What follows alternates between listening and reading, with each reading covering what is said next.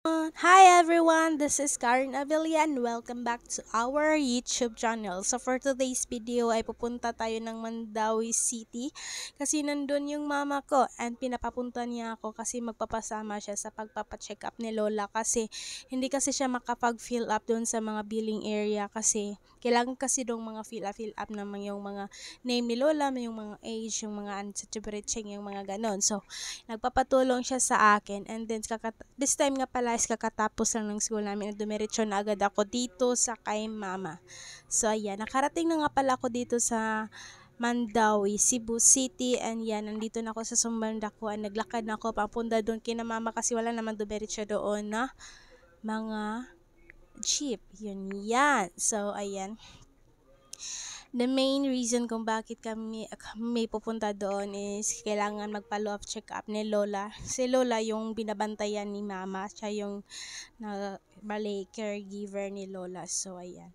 So nakarating na nga pala tayo and then mag-hygiene muna tayo kasi galing tayo sa labas and ang dami talagang mga viruses na lumaganap ngayon kasi alam niyo yun, kunting kibot mo lang sinisipon, sipon ka naman, pabalik-balik, hindi na nawawala sa iyo yon. Alam nyo yun, dahil sa sama ng ating panahon ngayon, and it's changing. So, ayan, makikita nyo, dadi na puyat ako kasi around 12 AM na ako nakarating doon sa bahay talaga ni Auntie Dan. So, bali, doon si Mama at si Lola nakatira kina Auntie Dan.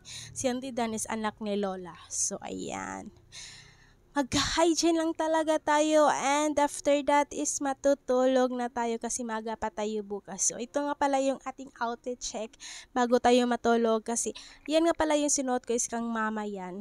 So yan, wala talaga akong dinalang damit kasi kay mama lang ako nang hihingi. So pinigyan na ako ng habon ng mama ko. Ayan.